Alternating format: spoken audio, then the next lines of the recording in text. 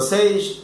Hoje eu quero começar esse vídeo contando dois momentos muito especiais da minha vida. Eu deveria ter aproximadamente 13 anos de idade, então já era o ano de 1988, quando na casa dos meus avós eu vi um livro na estante, um livro de capa preta com muitas páginas. O meu avô pegou aquele livro, se sentou no sofá comigo e começou a contar passagens daquele livro. Por coincidência, quando eu já estava na faculdade, aquele mesmo livro, eu tive que fazer um trabalho, a gente fez um debate na faculdade e tinha que fazer um trabalho daquele livro.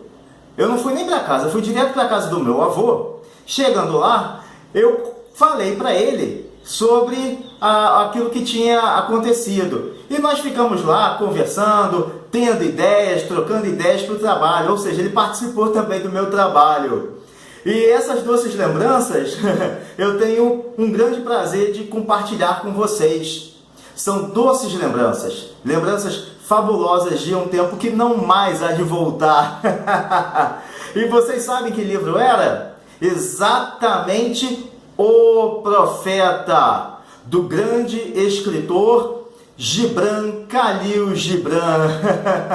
Ele era conhecido como o Profeta das Letras. Ele era escritor, poeta e pintor libanês e considerado um filósofo. Só que ele rejeitava esse título de filósofo. Ele não gostava muito de ser chamado dessa forma. E os seus livros, para quem não conhece, são livros de rara beleza literária e de espiritualidade também. São reconhecidos e admirados dentro do mundo árabe e principalmente fora do mundo árabe. E você, conhece Gibran Khalil Gibran? Já leu livros dele? Então, antes desse nosso papo de hoje, vocês vão se inscrever, dar um like esperto aí pra gente, comentar e compartilhar conhecimento, compartilhar cultura. O vídeo de hoje vai falar muito sobre cultura e luz, compartilhar luz, levar luz para todos. Então, meus amigos, Gibran Khalil Gibran nasceu na cidade de Bizrahhi, lá no Líbano, no dia 6 de janeiro de 1883. E na época do seu nascimento, o Líbano era ocupado pelo Império Otomano. E daí que vem a confusão, porque os otomanos são os turcos. E a confusão aqui no Brasil é de chamar os libaneses e os sírios de turcos. Como o Império Otomano governava a região, os passaportes eram otomanos. E quando eles chegavam no Brasil, apresentavam os documentos com o carimbo turco. Então, ficou o folclore de, no Brasil, dizer que eles são turcos. Libaneses e sírios não gostam disso nem um pouquinho. Sírios e libaneses são árabes. Otomanos ou turcos são uma outra etnia.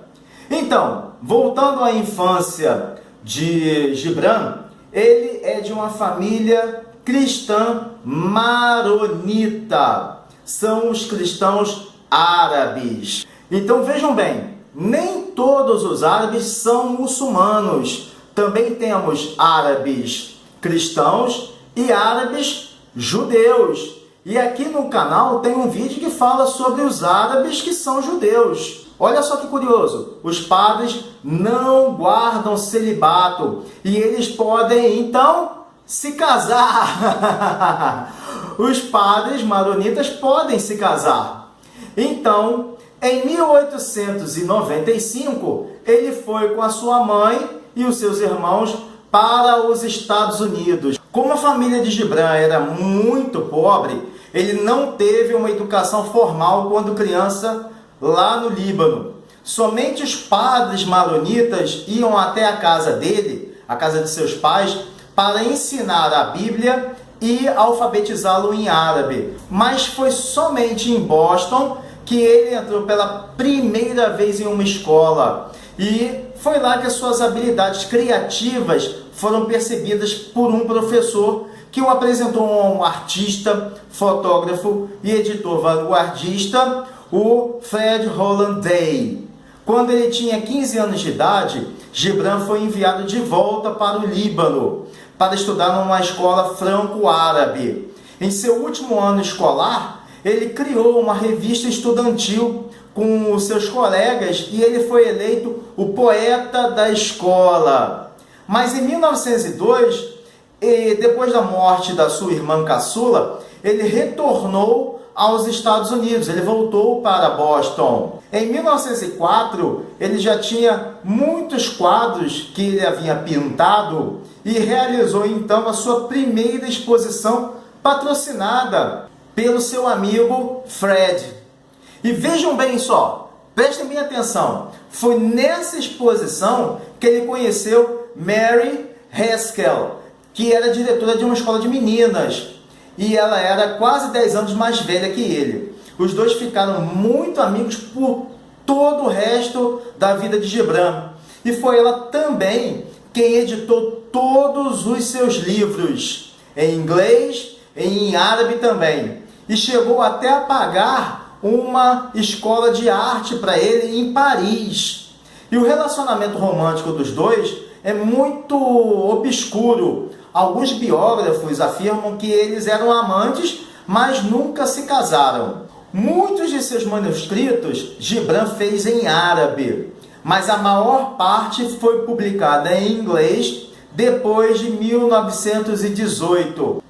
A sua maior obra, O Poeta, foi publicada justamente nessa época em Nova York. Vendeu muito bem, mas teve uma recepção muito fria da crítica. E no início de 1929, Gibran foi diagnosticado com uma doença muito grave no fígado. E ele veio a falecer aos 48 anos, pelo uso excessivo da bebida alcoólica.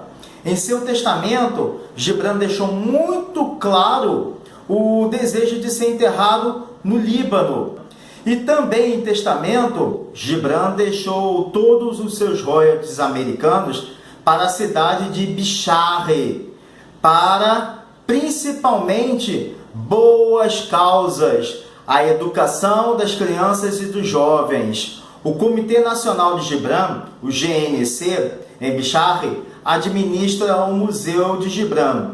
Gibran também deixou uma boa quantia em dinheiro para Haskell, como reconhecimento e agradecimento pela ajuda ao longo da vida. Que atitude nobre do escritor, né, gente? Que atitude nobre. Quem dera que as pessoas agissem sempre assim, né?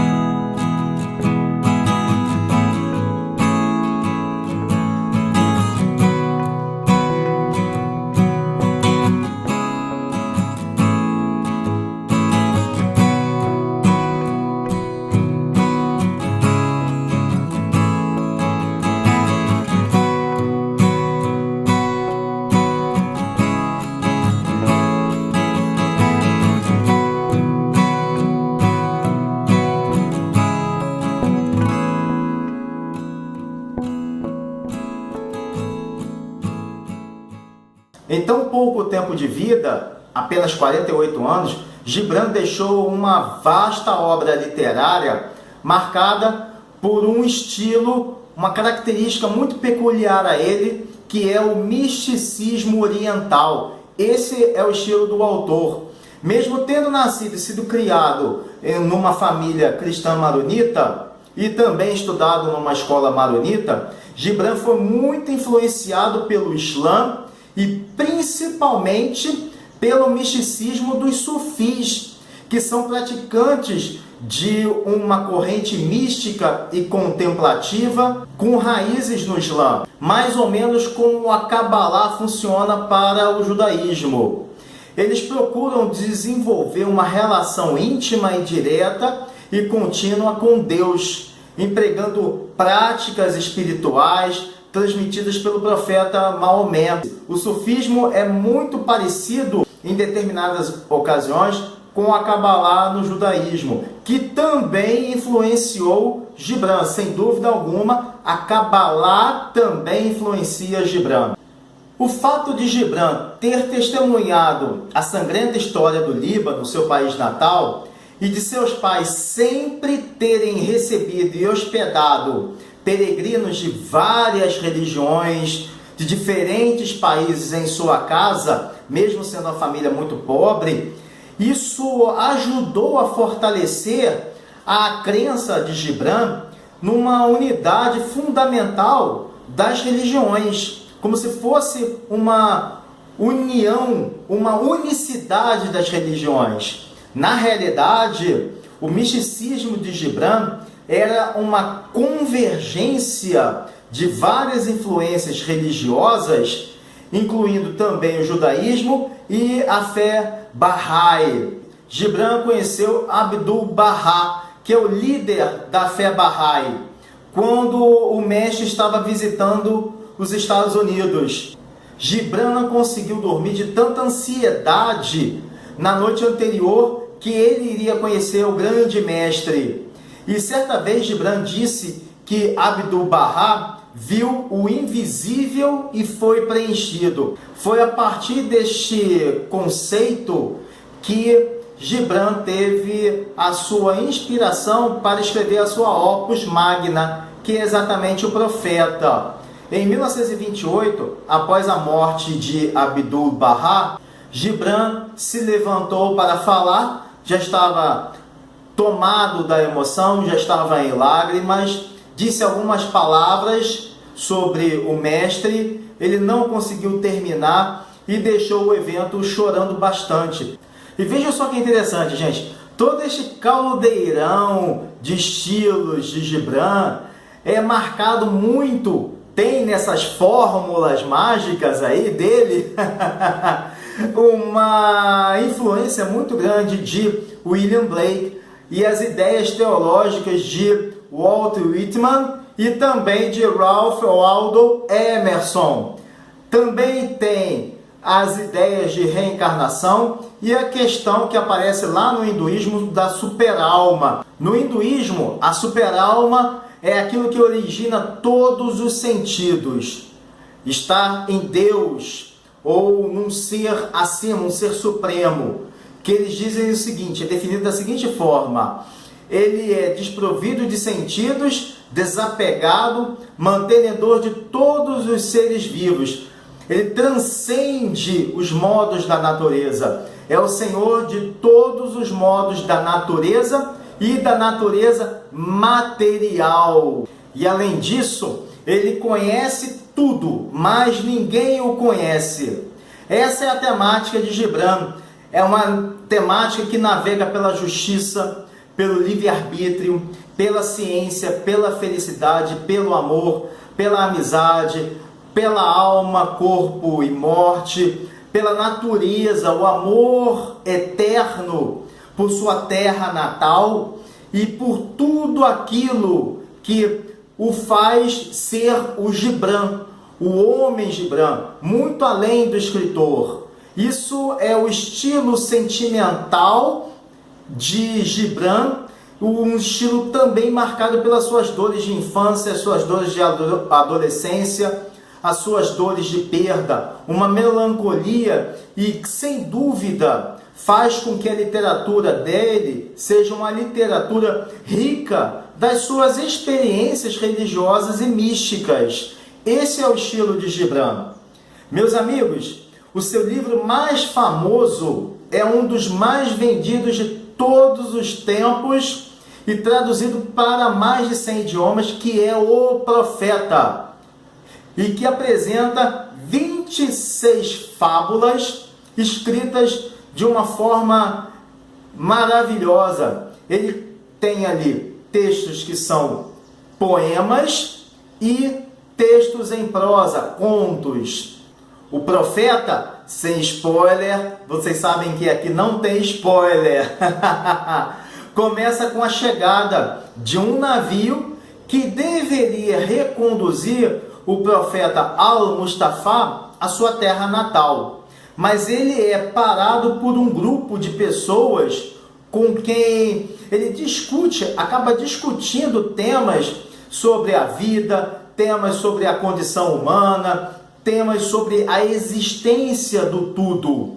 Os capítulos tratam sempre de amor, casamento, filhos, comer, beber, a questão da doação, a questão da empatia, doar, ver a dificuldade do próximo, ver a dificuldade daquele que se conhece e também daquele que não se conhece. O doar, mas doar de coração, além de o trabalho, a alegria, a tristeza, as residências, as casas, as roupas, a compra e a venda, crime e punição, leis, liberdade, razão, paixão, dor, a autopreservação, o autocuidado, o conhecimento, o ensino, a amizade, a conversa, o tempo, a dicotomia entre o bem e o mal, a oração, o prazer, o amor, a beleza, a religião e a morte. Para Gibran, todos esses temas somados traduzem-se em a vida. E prestem bem atenção agora, meus amigos. Tudo, absolutamente tudo em O Profeta se transforma em parábola. Essas parábolas envolvem o leitor numa atmosfera de plenitude e de encantamento. Isso é que faz a beleza da obra de Gibran. E a grande lição do escritor é nos alertar e convidar para nos tornarmos pessoas verdadeiras. Ele põe a sua própria alma em toda a sua obra, fazendo o reencontro do homem com o que ele tem de melhor em si. Ou seja, ele coloca o homem para encontrar o melhor do próprio homem. Um outro livro que vale muito a pena e merece destaque é Asas Partidas. E neste livro, Gibran fala da sua primeira história de amor. Vale a pena vocês lerem. Agora, várias curiosidades em torno de Gibran. Vocês sabiam que o escritor recebe muitas homenagens mundo afora e inclusive no Brasil? Tem uma escultura lá em Curitiba do escritor num pedestal de mármore que fica localizado no Memorial Árabe. E também em Belo Horizonte ele tem um busto.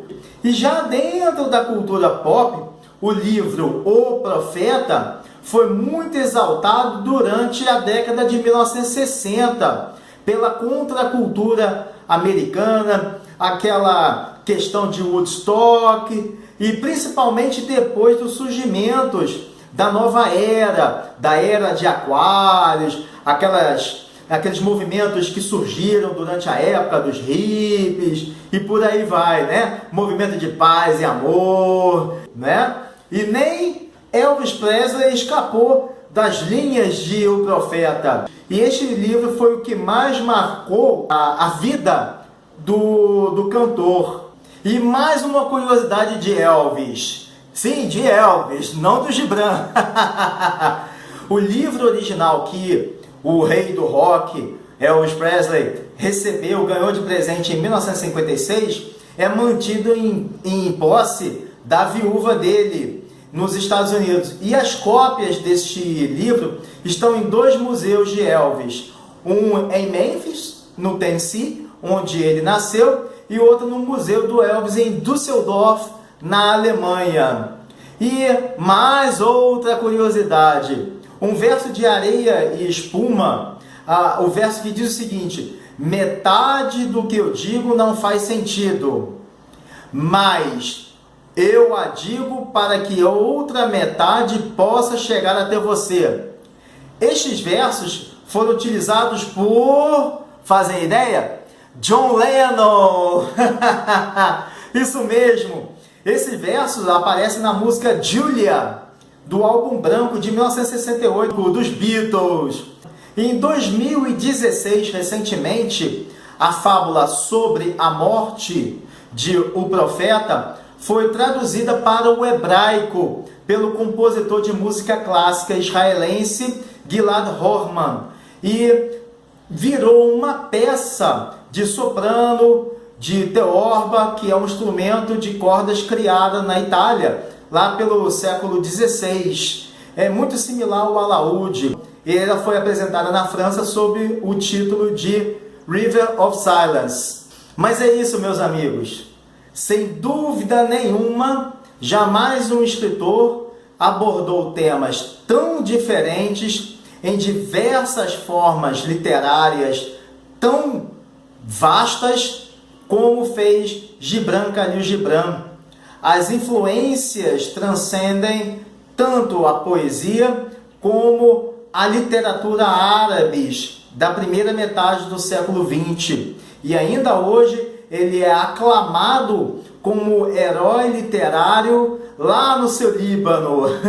Gibran é um verdadeiro legado para a literatura, não só a literatura árabe, mas a literatura mundial, para todas as pessoas de todas as nações. Busquem as lições de vida desse autor maravilhoso, tão plural, em sua colcha literária. É muito importante vocês conhecerem Gibran Khalil Gibran, abrirem-se para este mundo maravilhoso, desse tapete mágico que o nosso Gibran Khalil Gibran nos conduz em sua literatura. Mas é isso, meus amigos. Desejo a todos Shabbat Shalom Mevorach, um sábado de bênção e paz, em uma semana de muita presença divina para todos. Um grande abraço para vocês. Valeu!